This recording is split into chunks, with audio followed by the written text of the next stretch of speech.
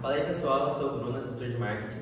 Fala pessoal, eu sou o Lucas, eu sou diretor comercial. Estamos aqui com o sexto episódio do nosso podcast Fala aí Bet Júnior, tema de hoje sendo o futuro da suinocultura, tendências e inovações que estão moldando a indústria. Então gostaria de dar uma boa-vinda a todo mundo que está acompanhando a gente aí de casa e ao professor Rafael. Então pessoal, hoje é o nosso sexto encontro. Convidamos o professor Rafael, que é graduado em zootecnia e administração pela Universidade Estadual de Londrina, em medicina veterinária pelo Centro Universitário da Filadélfia, mestrado em tecnologia de alimentos e doutor em ciência animal. Seja bem-vindo, professor. É um prazer recebê-lo aqui conosco. Deixar um tempinho para o professor se apresentar também. Muito obrigado pela apresentação, Lucas e Bruno. Agradecer o convite de estar aqui com vocês hoje, falando sobre suínos, suinocultura hoje em termos de Brasil, mundo, colocar um panorama para mostrar, na verdade, o que essa área representa para nós. E como vocês já comentaram, a formação, tanto zootecnia quanto veterinária, isso dá uma abrangência para a gente estar atuando com uma maior seguridade dentro da área. Então, eu agradeço o convite e poder falar aqui com vocês dessa área que eu sou apaixonado por ela. Nosso objetivo aqui é falar um pouquinho sobre o assunto atual, importante na medicina veterinária, tanto para os alunos que acompanham a gente, quanto para os produtores também que acompanham a gente. Então, a primeira pergunta é como você vê essa cultura do cenário atual e quais você diria que são as maiores dificuldades a enfrentar? No cenário, a gente poderia falar que estamos em evolução e em termos de oportunidade, com essa guerra, esse conflito, a gente vai pensar em termos de comércio, assim, Estados Unidos, com taxações, está abrindo uma gama de possibilidades. Então, é um mercado, uma área que tem uma possibilidade de avançar muito e com essa volatilidade em termos de economia, acho que está abrindo uma oportunidade gigantesca para o Brasil. Então, pensar em evolução, a suinocultura hoje ela representa muito no mundo, a proteína mais consumida no mundo, juntamente aí, com a proteína de aves, mas o Brasil é um grande player do negócio, pensando que a gente tem a estrutura distribuída em termos de negócio Estados Unidos e China, que dominam a suinocultura. Tem a União Europeia também que tem ali uma participação, mas é um bloco. Aí depois já vem o Brasil. Então, com essa volatilidade econômica, é uma área assim, com bastante oportunidade. Então, está crescendo e a tendência é crescer mais. Em questão de dificuldade, assim? A dificuldade tem, vamos falar assim, inúmeras. Poderia elencar várias, dentro da produção, fora da produção, mas a oportunidade ela vem a partir de um desafio. Então, a partir do momento que a gente quer produzir uma carne, com um alimento, de uma maior qualidade, de uma forma também sustentável, isso vai apresentar desafios para nós. Dentro dos desafios, eu poderia mencionar os antibióticos motores de crescimento. Então, cada vez a gente tem uma restrição maior. Isso parte de inúmeros países. É uma dificuldade para nós substituir, pensando em termos de nutrição, de eficiência, custo para a produção de carne, mas abre oportunidades. Barreiras econômicas eu poderia colocar de embargos, utilização, por exemplo, de aditivos igual saindo do antibiótico, mas indo para o lado da ractopamina. Alguns países não importam a carne devido a esse aditivo, então abre aí, no caso, oportunidades também. Agora, saindo do contexto de produção em si dos animais, a gente pode levar para mão de obra. Mão de obra tanto na granja, que isso hoje para nós é uma dificuldade, como também assim, de mão de obra técnica. Então, hoje tem muitas oportunidades pensando em áreas técnicas dentro da zootecnia, dentro da medicina veterinária e também podemos incluir também os agrônomos. Então, a gente tem ali uma dificuldade de obter mão de obra. Não é todo mundo que gosta de trabalhar na produção animal. Então, é uma dificuldade para nós também, incluindo essa mão de obra. Mas é bom para os alunos, Com toda certeza. A oportunidade a gente tem bastante em relação à suinocultura. A produção em si, que seria a produção de alimento. Olhando assim, porque dos últimos anos várias cadeias tiveram inúmeras revoluções, digamos assim, tanto por conta da tecnologia e esse mundo mais globalizado, Então a gente está falando de estreitando essas barreiras da geografia. Então, qual que, na visão do professor, são as inovações tecnológicas que mais impactaram na suinocultura? Assim, é difícil não contextualizar quanto à evolução, né? Vou pegar em termos de um panorama de 15 anos atrás. O Brasil tinha em torno de 2,4 milhões, né, de matriz no campo.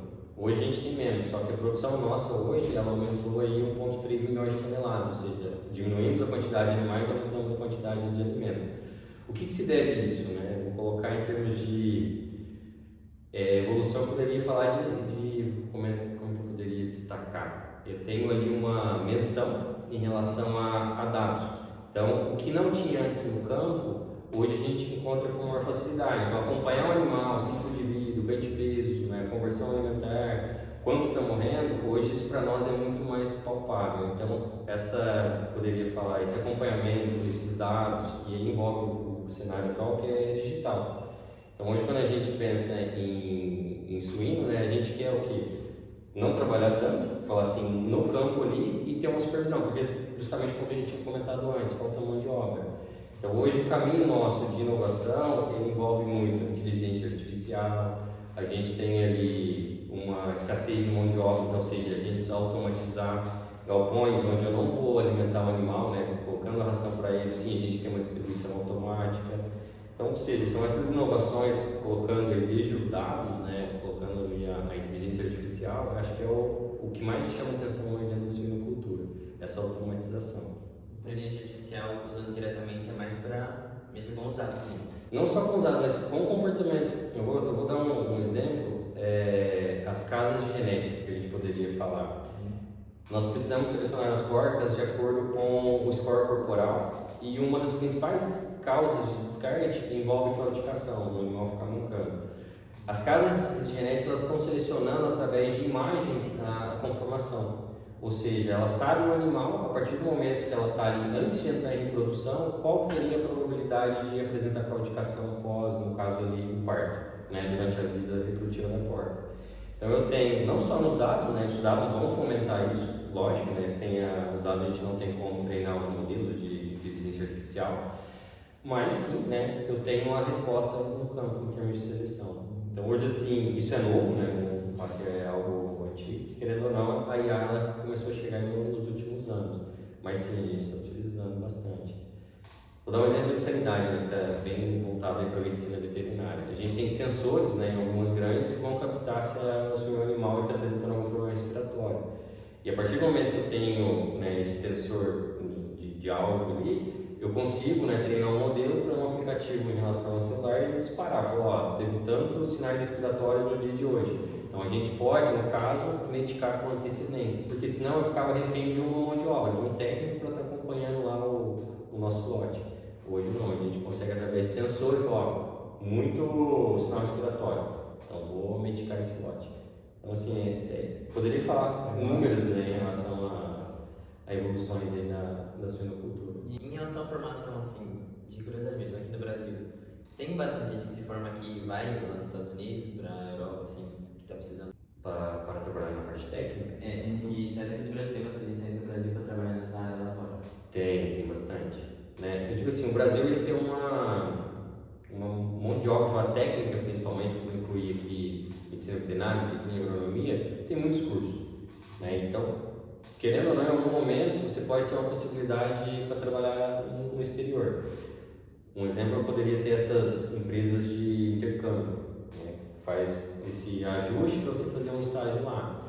Mas hoje, pensando aqui na universidade, né, a gente está, que é a UEL, a gente tem bastante alunos indo tanto, né, fazer mestrado, doutorado, né, fazer um pedaço do curso lá. Então, ou seja, tem sim gente mandando mão de obra para fora.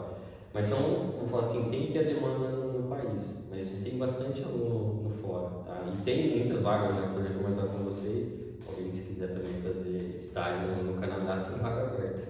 Aí, ó. Não, uma baita oportunidade. Não, vai ter oportunidade. Isso é cultura canadense também é uma das referências que a gente tem, né, para a nossa cultura.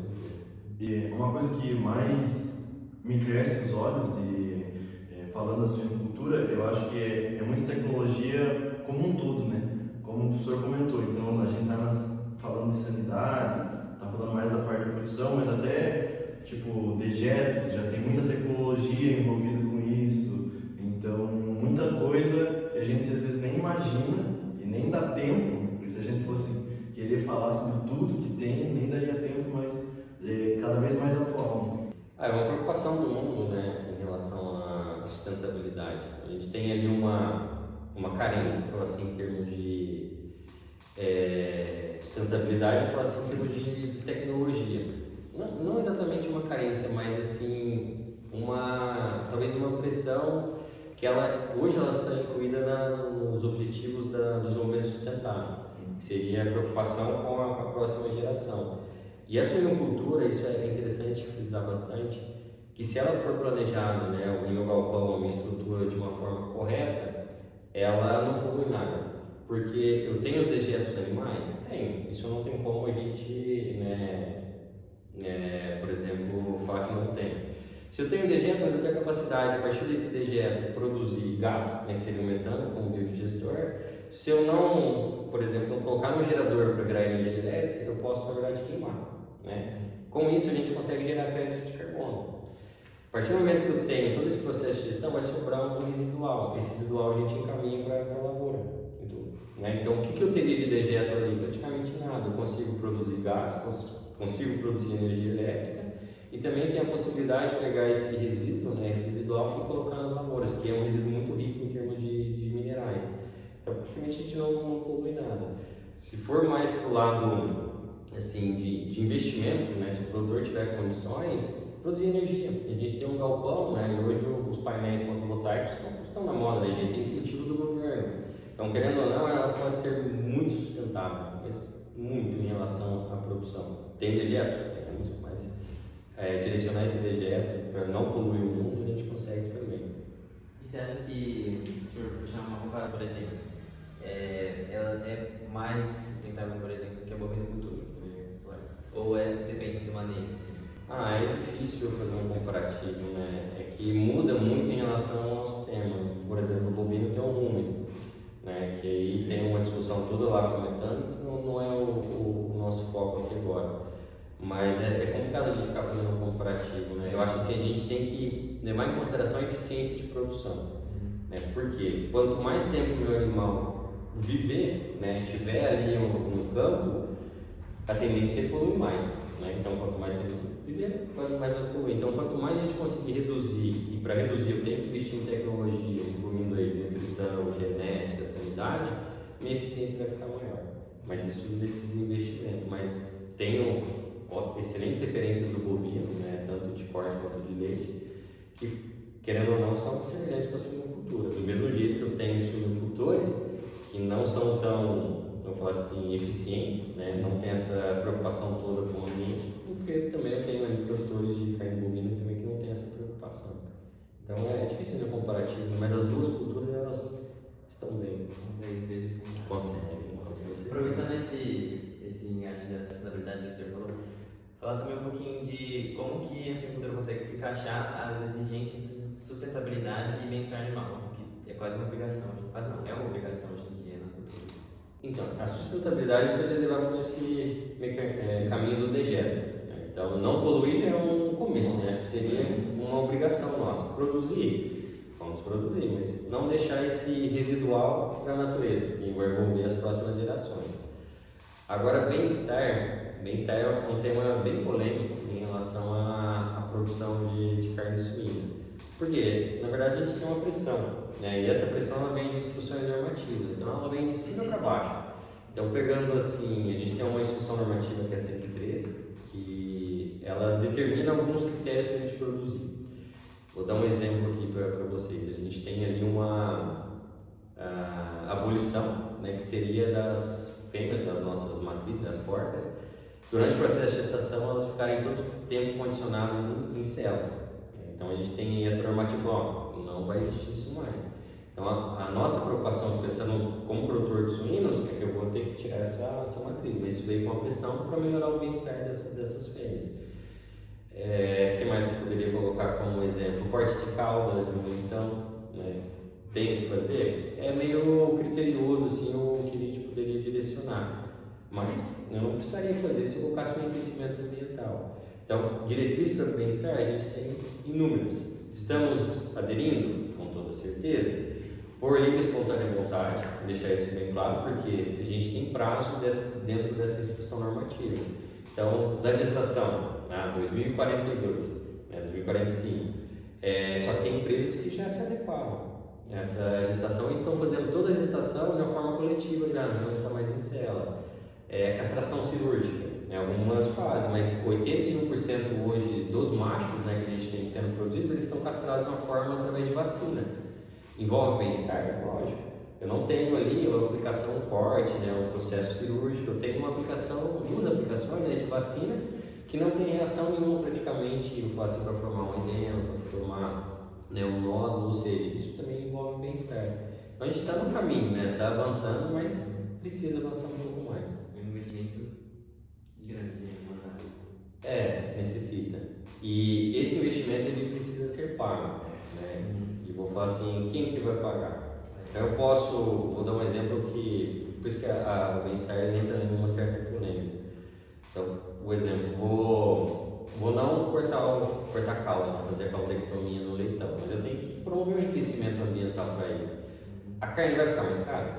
Vai, Algumas pessoas vão deixar de comer carne suína se ficar mais cara? Provavelmente. Então a gente entra numa balança aí que tem hora que a gente repensa algumas coisas, tá? Mas tem que investir, é óbvio, Então tudo o que a gente vai fazer, realmente tem que pensar em termos de investimento. Então, para o bem-estar, e você colocou bem também a sustentabilidade. E lembrando que o bem-estar também é sustentabilidade, Então, a gente vem cada vez mais, como o senhor falou, essas, diria até pressões de fora, onde eles colocam olha, precisamos disso até tal ano, senão.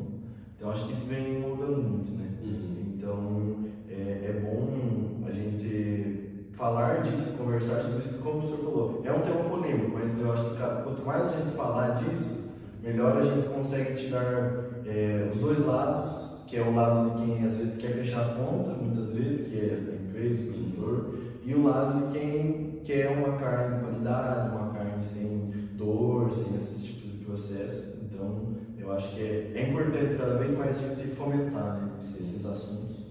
Com toda certeza. Acho que quanto mais informações isso for passado para nós, em termos de produção, acho que muita gente não tem esse tipo de informação, mas a gente vai conseguir. Porque se eu posso falar assim, olha, eu vou cobrar mais caro, vai ter um aumento de 10% no custo da carne suína. Mas por que teve esse aumento? Não é o produtor que está ficando ali com lucro. Geralmente ele teve que colocar um investimento, um enriquecimento ambiental, tirar as matrizes das células, colocar em legislação coletiva, que precisa ser repassado. E tem hora que a população não entende, ela só vê o final da história, que seria lá na gôndola do mercado, a hora que eu vou comprar a carne e ela está mais cara. Mas esse quesito está mudando em termos de gerações. Porque hoje a carne suína, no Brasil, mas assim, pegar outros países também que são diferentes, por exemplo, a Europa, ela tem uma imagem social. O que é essa imagem social? É da sustentabilidade, é que ela não vai, por exemplo, dificilmente tem no Brasil, mas ser um monte de obra escravizada, mas assim, ela tem todo o contorno para chegar lá e ter aquela carne no mercado. Então tem toda uma imagem, não é somente o valor ali em termos de produção, seria a alimentação, genética, sanidade e tudo mais. Então tem todo um contexto. Se tem, por exemplo, tratamento de dejetos, seria uma imagem sustentável dessa carne, do bem-estar que a gente está comentando aqui agora, da segurança do alimento, não ter nenhum micro-organismo ali que possa cometer a população. Que hoje em dia é cada vez mais fácil fazer um escândalo, Sim, tem. É que tem pessoas que gostam do foco, Então, qualquer coisa a gente pode alarmar. Então, assim, quanto mais informações a gente tiver, a gente consegue ir desmistificando a imagem da carne suína. Um histórico também, falando em paralelo, a suinocultura ela já teve grandes mudanças por conta do consumo, o tipo de criação, como o próprio professor comentou, e a minha pergunta, visando nesse ponto, quais são as principais tendências que o professor vê? Que você olhando para aquele consumo, como era a suinocultura no seu primórdio, agora, para onde que a gente está caminhando É uma pergunta bem interessante, A suinocultura ela teve várias, vou falar assim, metamorfoses dentro da cadeia, dentro do contexto, vou falar assim, histórico, cronológico.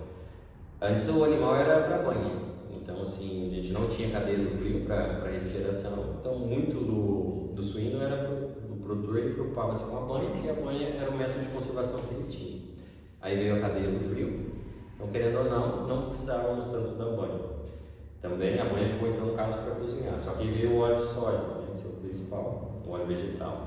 Então assim, tirou a banha do destaque. O que a suinocultura fez? Ela se modificou praticamente inteira. Então uma espessura de toucinho, poderia colocar ali de 30 a 40 milímetros, né, que seria o tecido adiposo que o meu animal tem, a gente começou a reduzir.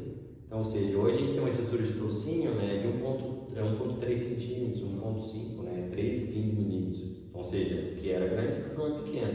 Só que temos o inverso também, a carne, né, o volume de carne magra na carcaça também aumentou. Então eu diminui o tecido adiposo e aumentei, na verdade, a quantidade de carne magra. O que isso trouxe de bom para mim? Rendimento de carcaça. A população ela não queria comer uma carne gorda, né, porque não tinha motivo. Então a carne nossa carcaça ficou magra. Qual que é os próximos agora, né? A gente vai pensar, tem uma carne magra. Assim como aconteceu com o bovino, isso acho que é interessante também destacar, é um pouco de gourmetização, né? Então é um corte com valor agregado maior. O bovino, né? Hoje a gente tem ali algumas raças, vou colocar assim, Wagyu, Angus, né? Hereford, que representam um marmoreio. Então hoje no suíno, algumas empresas estão começando a pegar esse nicho de mercado. Então é uma outra que poderia falar metamorfose. Então o que era tecido adiposo maior, a gente transformou em um tecido adiposo menor, com mais carne magra. E hoje a gente está partindo igual a bovinocultura, fazendo ali, no caso, selecionando animais com marmoreio, para deixar uma carne mais apetitosa, né, e ter um valor agregado maior. Porque sempre muda, né, o mercado. E às vezes a gente aí vai ficando seco demais, o pessoal reclama e começa a virar tendência gordura demais. Sim. E a carne suína, quando a gente faz um paralelo, né, acho que a gente tem que ser justo, cortes, eu falo assim, equitativo. Eu poderia colocar o peito de frango, né, que todo mundo caracteriza como uma carne magra. Vou colocar ali um filé mignon bovino, né, que também é considerado uma carne magra. E do suíno eu poderia colocar o lombo, né, sem a pele, sem o entorno. Né? Quantidade de colesterol, né, igual nos 3 cortes. Agora seria injusto pegar uma costelinha suína, né, uma panceta, comparar com o filé mignon e, no caso, ali, o peito de frango. Aí são carnes mais com teor de gordura maior. Então, se a população ela se preocupa, né, e assim, dentro dos cortes suínos, a gente também consegue atender com carne magra. Agora, imagina, coxa de frango, né, com costelinha suína e costela bovina, são 3 cortes, querendo ou não, com uma quantidade de gordura grande. Então, acho que assim, trazer esse lado saudável também para a carne suína é interessante. Né? Acho que é algo também que a gente tem que desmistificar. Agora, o senhor falou uma coisa que é essencial mesmo, inclusive, abrindo um público aqui, a gente fez um trabalho que era convencer o professor a comer carne suína. E era muito, e quando você ia pesquisar, é muita fake news em cima da carne suína, é impressionante. E coisas que eram, vou falar aqui, que é aberto assim, sabe? Tipo, sua avó falava pra mãe, falava pra gente, fica uma coisa meio que estruturada ali, não, ó, carne de porco é assim, é assado, toma cuidado com isso, é aquilo, tem colesterol, é gordo, é isso. E na verdade, quando você vai fazer uma pesquisa rápida, não vou nem falar que é uma coisa muito aprofundada, você já quebra tudo isso. Como é injusto até, digamos assim. E uma proteína de qualidade, né? Tanto quanto do frango, quanto do bovino. E assim, o que mais chama é que ela é acessível. Né? Não é uma proteína cara, né, que a gente tem, é uma proteína relativamente, eu vou assim, barata. Então é algo que a população em si, né, mas está aumentando. A gente estava com 15 quilos, né, pegar ele 5 anos atrás. Lógico, também teve um pouquinho da pandemia que puxou. Hoje a gente está com 18 quilos, ou seja, aumentou 3 quilos per capita ano, por habitante. Então saímos de 15 quilos, né, por habitante ano e hoje estamos com 18. E a tendência é aumentando. Né? Graças a vocês estão desmistificando aí a carne suína.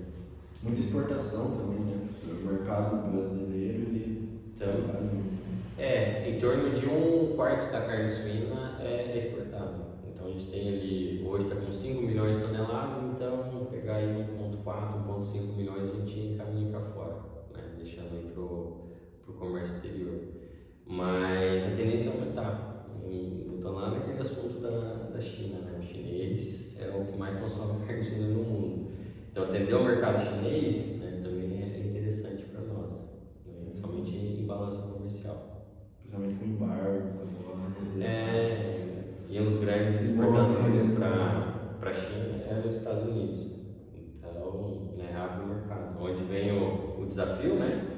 Também tem a oportunidade de a gente crescer. O mercado brasileiro, ele trabalha principalmente com embargos agora. Mas sem contar também que não só por causa do colesterol, gordura, muita gente associa com a sujeira, né? Por causa da imagem do chiqueiro. E aí é pior. É por isso que no âmbito acadêmico, eu acho que é interessante tratar como suíno, né? Porque é algo depreciativo falar porco, né? Remete à sujeira. E o animal, ele só vai ficar sujo se eu oferecer as condições de sujeira para ele, né? Mas lá atrás, né, colocar antes dos anos 2000, era criado no chiqueiro, né? Colocar ali, tem cultura de subsistência ainda, mas a produção industrial, elas são em galpões, os animais são criados em galpões, né? Então, se eu colocar, der uma estrutura, deixar o animal no ambiente térmico correto, não tem por que ele se sujar. Então, ele só vai sujar porque ele quer se refrescar, né? Então, ou seja, é o ambiente que está quente e ele precisa passar, né? Ou deitar em uma lama, pode ser até nas fezes, né? Se não tiver o ambiente correto. Então, se eu deixar na temperatura de conforto, o animal vai ficar limpo. Então, ou seja, a gente tem aquela brincadeira, né? Mas porco é quem cria, né? O animal, o suíno, se eu der as condições adequadas para ele, ele não vai se sujar todo. Tá? Então, é algo assim que chama a atenção nossa, que a população ainda tem isso, né? O porco é criado no chiqueiros. Não é. O animal é criado em um galpão, ele pode chamar de granja, e se eu der as condições adequadas para ele vai ficar limpo. Altamente tecnificado. Altamente. É aquele negócio só para destacar, porque ele sofre bastante calor, ele não transpira. Então ele não tem glândulas sudoríparas ativas, né? São queratinizadas, então ele perde muito pela respiração. Só que não é tão eficiente, né, esse processo de respiração para perder calor. Então ele fica ofegante, então ele vai tentar passar o calor dele para alguma coisa, né? Se refrescar na lama, na água, né, nas fezes. Mas se tiver a temperatura ali adequada, o animal vai ficar limpinho. Então é tudo manejo. Tudo manejo. E para finalizar aqui, uma perguntinha para o pessoal que está assistindo, para quem já se formou, para quem está quase se formando e quer investir nessa área. Você falou um pouco que tem bastante oportunidade, que dica você daria? Quais as várias dicas? A suíno a gente tem inúmeras oportunidades e assim, uma carência também de mão de obra no mercado. Não só a suíno, né? Eu poderia colocar agricultura, ovinocultura. E que mão de obra que é essa? Um pouco de mão de obra, falar assim, técnica, com conhecimento, lógico que isso vai somar. Mas hoje o mercado está vendo pessoas que elas são proativas, que têm vontade, né, de aprender, que gostam do desafio, e a partir do momento que você tem esse desafio, você tem que entregar um resultado. Então, as empresas hoje elas buscam isso, proatividade, gostam de pessoas que, na verdade, resolvem problemas. Então, assim, isso depende muito do perfil. Se você tem um pouco desse perfil, isso também eu vou falar que a universidade ela contribui para isso, despertar o interesse na área, resolver problema, aguçar essa curiosidade, já é um caminho bom. O segundo, né, é que as empresas, eu falo assim, boa parte elas têm a questão de hierarquia, né? Então trabalhar em equipe, trabalhar com os superiores também é algo assim que é levado em consideração. Então, o que vocês fazem na NET Júnior, né, que seria trabalhar com várias pessoas, essa parte social, né, num conjunto, eu poderia falar de uma organização das empresas que trabalham com suíno, também é bem-vindo. Um outro ponto aí, né, que eu poderia falar é o networking. Isso sim, participar de congresso, né, ter eventos, né, estar junto, eu acho que com as empresas, isso daqui também é um diferencial, né. A bastante é parte técnica, eu acho assim, é impossível, né, qualquer pessoa que sai da graduação, ela tem todo o conhecimento da suinocultura. A gente está aí há algum tempo trabalhando na suinocultura e não sabe sabe, né, tudo. Ou seja, cada vez que a gente vai para o campo, a gente descobre alguma coisa diferente. Então, ou seja, vai evoluindo em termos de conhecimento. E o mercado não está tão preocupado com isso, né? Eu falo assim, o mercado, eu falo as empresas, né, todos os agentes aí da suinocultura. Então, ela quer alguém que tem proatividade, que sabe trabalhar em grupo, tem essa facilidade em termos de network, né? Pensar que eu tenho um líder e que algum dia também eu posso ser esse líder, não tentar passar, né, ou ultrapassar, né, e dar um passo maior que a perna. E a Suino, ela fala assim, ela tem um conjunto, não só no Brasil, né, tem no mundo todo. Então o inglês também é interessante. Porque oportunidades, né, a gente também tem fora do país. Então, ou seja, esses dias pediram indicando alguém para, tinha comentado no Canadá, né, fazer estágio, mas na Holanda também a gente tem vaga de emprego, né, que o pessoal tem uma demanda justamente por carência de mão de obra, na Espanha, então tem vários lugares, assim. Então a língua, né, e a língua universal é o inglês, então também tratar ele como algo assim, durante o processo de graduação dá uma afiada.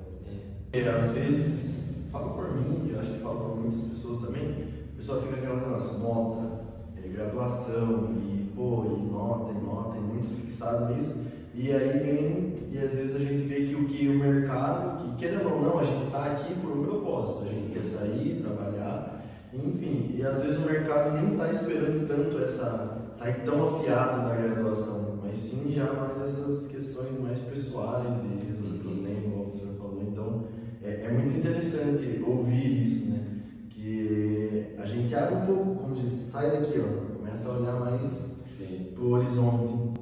É que o curso, né, da veterinária, também os outros que a gente tem aqui na ciência agrária, agronomia, zootecnia, eles são bem diversificados. Então a gente tem uma amplitude de atuação que dificilmente você vai saber tudo, né? Então, ou seja, a área que vocês estão decidindo, né, isso tem que cada vez mais, conforme passando o curso, ela, no caso do escritano, é direcionar. Porque querendo ou não, você tem disciplinas que envolvem pequenos animais e grandes animais. E não tem como você ser o excelente em tudo, né? Se você for excelente em tudo, você vai deixar de atender, por exemplo, o social. Você não vai participar de uma Pet Júnior, você não vai estar junto com o CA, né? Então, ou seja, assim, é um pouco, acho, talvez, de prioridade, né? Só que isso vai sendo direcionado de uma forma que vai evoluindo no curso. Mas, assim, é uma área muito promissora, né? Eu sou, como diz, apaixonado porque é uma evolução que a gente tem, né? E a próxima geração que vai evoluir a suinocultura, né, é de vocês. Então, pessoal, queria fazer um agradecimento final já. A gente já está, como o Bruno falou, já estava indo para os finalmente. É sempre um prazer receber os nossos professores. Então, a gente sabe que tem alguns participantes da Pet Júnior que escutam o nosso podcast e nos acompanham. Então, é sempre bom a gente estar com os professores que até eles às vezes comentam, falam, nossa, professor Rafael, professor Grandes, professor. Então, a gente tem muito esse carinho e poder conversar um pouco, levar a informação, que é o que o intuito do podcast é isso, a gente conversar, a gente ter uma conversa, mas que seja algo para agregar, né? Então, é muito bom. E, como eu falei, ter um professor onde a gente está ali todo dia, e aí está aqui agora num outro contexto, outro balanço. Então, muito obrigado, professor. A gente só tem a agradecer mesmo. E, inclusive, a gente separou uma lembrancinha aqui, professor. É algo singelo, mas Obrigado. De coração, por estar aqui depois do expediente. Então, trabalhando o dia inteiro ainda, separar uns minutinhos pra gente. Gostei do leitãozinho. A gente guarda no nosso coração. Obrigado pelo convite, né, pela oportunidade de, eu acho, destacar a suinocultura e também frisar para todos que não é simplesmente uma produção animal. Eu acho assim, a gente tem que tirar esse rótulo e colocar que a gente produz alimento, né, e todo mundo, né, todo mundo assim, boa parte da população, a maior parte dela come, né, proteína de origem animal. Então, assim, a gente não sou um produtor de suínos, eu sou um produtor de alimento. Então, acho que isso, né, precisa mudar um pouco em relação à população, porque talvez eu não atendo todas as expectativas em termos do consumidor, mas tem algum motivo. Então, trazer isso para vocês eu acho que é bem bacana, acho que é interessante cada vez mais colocar, né, essas informações para a população, para ex-alunos, acho que é uma das funções que a gente tem aqui também dentro da universidade. Então, eu agradeço o convite e também fico à disposição, né? A gente em relação Então, gente, esse foi o nosso podcast. Muito obrigado por acompanhar até aqui. Esse podcast vai estar disponível tanto no Spotify, quanto no Instagram, quanto no YouTube. Então, se puder acompanhar a gente onde puder aí, compartilhar com os amigos que sabe que gosta. E é isso. Muito obrigado.